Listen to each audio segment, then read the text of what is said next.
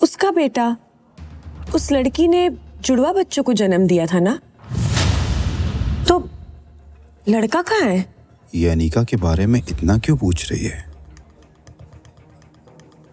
Honestly मैं किसी ऐसे से दोस्ती नहीं कर सकती जो अपनी लाइफ की बातें मुझसे छुपाए।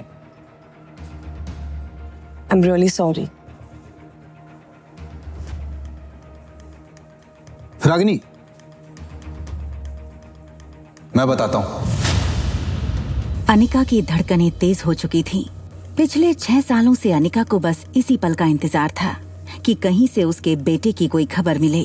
एक बेटे को अपनी माँ के साथ देखकर अनिका को अपने खोए हुए बेटे की याद आ गई और वो चाहकर भी अपने आंसुओं को रोक नहीं पाई।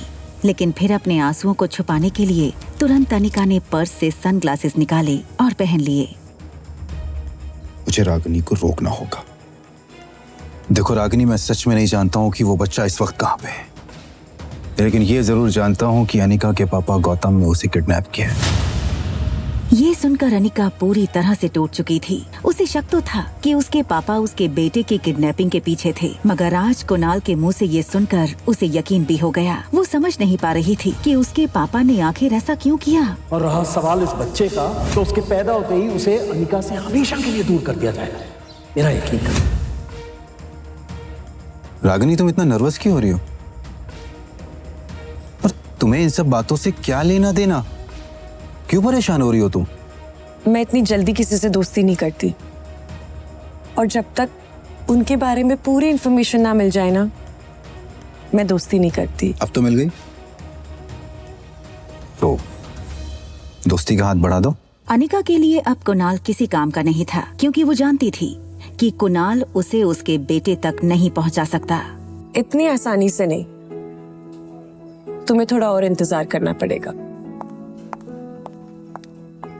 कोई बात नहीं।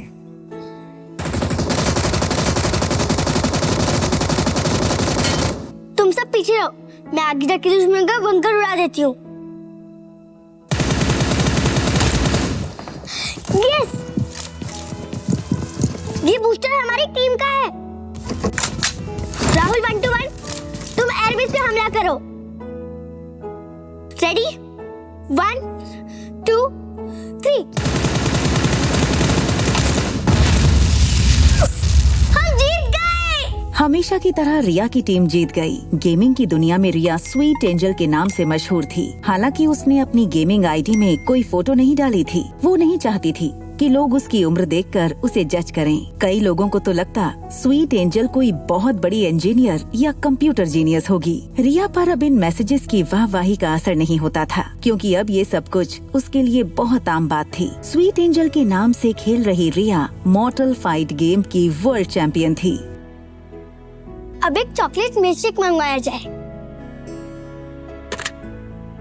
हमारे रूम के सामने ही ना एक छोटा पागल और एक बड़ा पागल रहता है। रिया वैसे तो बड़ी अच्छी बच्ची थी, मगर थी काफी शरारती। वो उन बच्चों में से थी जिन्हें कोई बात करने से मना करो तो वो ये जानने के लिए बहुत उत्सुक होते हैं कि आखिर ऐसा क्या है कि बड़े उन्हें वो चीज करने से मना करते हैं। 2401 छोटा पागल।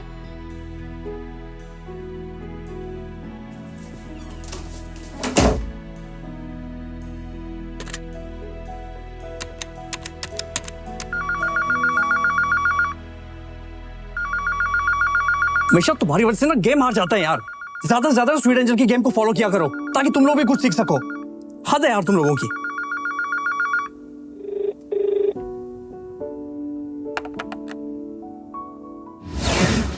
हेलो छोटे पागल।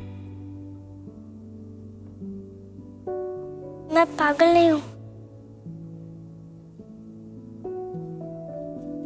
तुम्हें ये बात मेरे टीचर ने बताई क्या?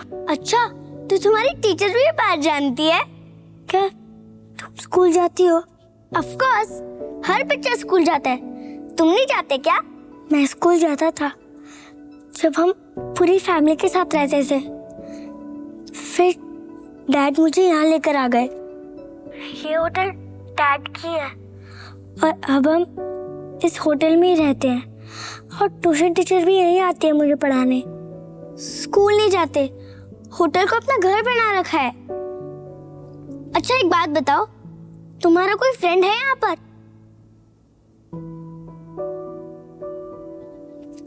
नहीं, यहाँ पर मैं, मेरे डैड और मेरे चाचू रहते हैं। अच्छा, तुम मेरे फ्रेंड बनना चाहोगे? आर्यन, जिसकी लाइफ में सिर्फ 2 चीजों की कमी थी, माँ और दोस्त की, इसलिए आर्यन ने बिना वक्त गवाए तुरंत हाँ कर दी। हाँ, मेरा नाम रिया है। तुम्हारा नाम क्या है? I am Aryan. तुम कहाँ से बोल रही हो? मैं तो तुम्हारे सामने ही रहती हूँ। मेरी मम्मा और मैं तुम्हारे होटल में गेस्ट हैं। अच्छा एक बात बताओ, तुम मुझसे मिलना चाहोगे? ये सुनकर आर्यन ने बाहर सनी को देखा। उसे लगा कि सनी तो अपनी ही प्रॉब्लम से परेशान है। मगर कैसे? मेरे डैड मुझे अकेले बाहर नहीं आने देंगे। तुम बच्चे हो क्या? हाँ, मैं मम्मा को बोल देती हूँ कि मुझे पिज्जा खाना है, इसलिए मैं नीचे जा रही हूँ। और जब मम्मा आएगी तब तुम भी उनसे मिल लेना। ओके, अब मैं रखती हूँ फोन और 15 मिनट के बाद नीचे लॉबी में आ जाना। बाय। पर हम एक दूसरे को पहचानेंगे कैसे? Very good question. अच्छा एक काम करो, तुम ब्लैक टी शर्ट और ब्लैक पैंट पहन के आओ। मैंने भी वही पहना होगा। हमारी ड्रेस से हम एक दूसरे को पहचान लेंगे। Okay bye. और सनी की तरफ देखते हुए और उससे बचते हुए दबे पांव अंदर बने दूसरे कमरे में चला गया, जो आर्यन का ही कमरा था। I want to eat pizza, come fast. दूसरी तरफ रिया ये सोचकर खुश थी कि इस नई जगह पर उसने नया दोस्त बनाया था। सनी अब भी कानों में हेडफोन डाले फोन पर बिजी था। आर्यन में इतनी हिम्मत पहले कभी नहीं आई थी। उसे पता था कि अगर रोहित को पता चला तो बहुत स्ट्रिक्ट पनिशमेंट मिल सकती है, मगर नए दोस्त और बाहर पिज्जा की लालच से उसे रिस्क उठाने की हिम्मत मिली। अपने रूम के बाहर अकेले कदम रखते ही आर्यन का कॉन्फिडेंस और बढ़ गया।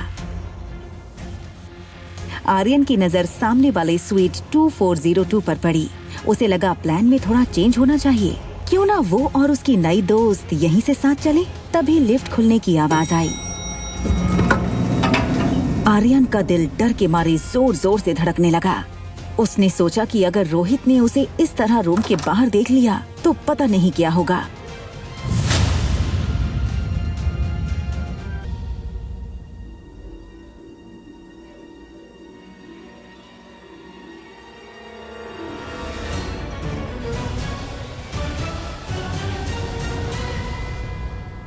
एक माह होने के बावजूद आर्यन को black jeans, black T shirt और स्पोर्ट शूज में देखकर वो भी धोखा खा गई थी और सोच रही थी कि ये उसकी बेटी रिया है।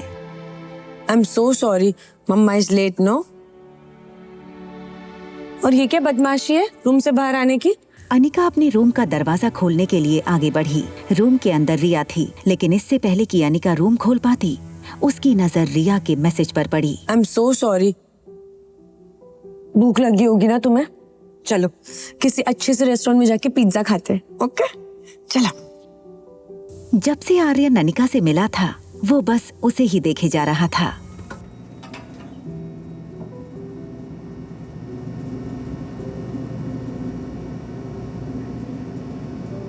अनिका का स्पर्श, उसका प्यार देखकर आर्यन को ऐसा लगा जैसे कि अगर उसकी माँ होती तो उसे ऐसा ही प्यार करती।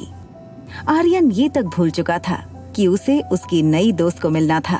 इस वक्त आर्यन को अनिका की ममता के आगे और कुछ नहीं दिख रहा था। लिफ्ट में अनिका की बगल में खड़ा आर्यन धीरे से अचानक अनिका की उंगली पकड़ लेता है। ये देखकर अनिका को थोड़ा अजीब लगा और उसने आर्यन की तरफ देखा। आर्यन की आंखें जैसे अनिका की आंखों से पूछ रही हों कि माँ तुम कहाँ थी? अनिका, जो आर्यन को रिया समझ रही थी, उसने एक पल के लिए सोचा कि रिया ऐसे इमोशनली क्यों देखी जा रही है उसको। आर्यन ने आंखें बंद कर ली और अनिका को जोर से पकड़कर हक कर लिया, मानो जैसे आर्यन को हमेशा से इसी पल का इंतजार था। उसने अनिका को पहले कभी देखा तक नहीं था, मगर आज उसे ऐसा लग रहा था जैसे वो अनिका की गोद में पहले भी खेला है।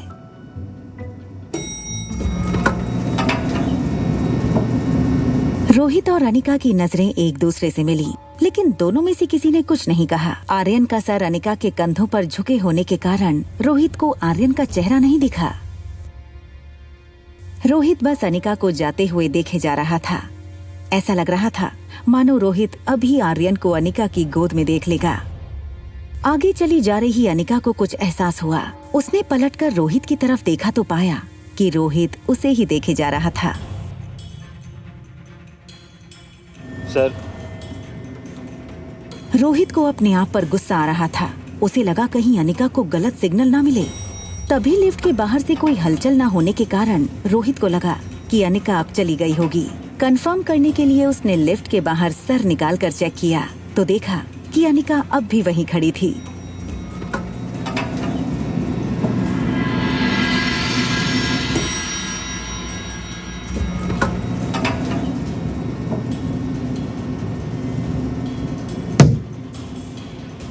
रोहित, जो पहले से थोड़ा डिस्टर्ब था, उसने रिया को आर्यन समझकर कड़क आवाज में डांट दिया। तुम फिर बाहर निकल आए?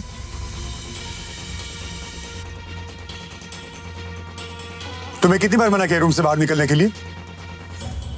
तुम अपने डैड की बात सुनते क्यों नहीं हो? डैड, ये शब्द सुनते ही रिया की आंखें चमक उठी। उसका पूरा चेहरा उसकी स्माइल से भर गया था। डैड, आखिर मैंने आपको ढूंढ ही लिया।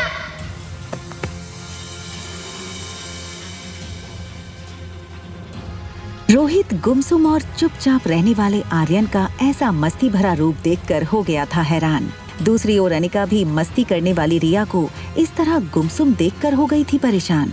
बच्चों की अदला बदली से अनिका और रोहित आखिर कब तक रहेंगे अनजान? क्या ये अदला बदली उनकी कहानी में लाने वाली है कोई तूफान? आगे की कहानी जानने के लिए देखें अगला एपिसोड सिर्फ पॉकेट एफएम के YouTube चैनल पर। और एक लड़की को देखा तो के सारे एपिसोड को सुनने के लिए डिस्क्रिप्शन में दी गई लिंक से डाउनलोड करें पॉकेट एफएम ऐप।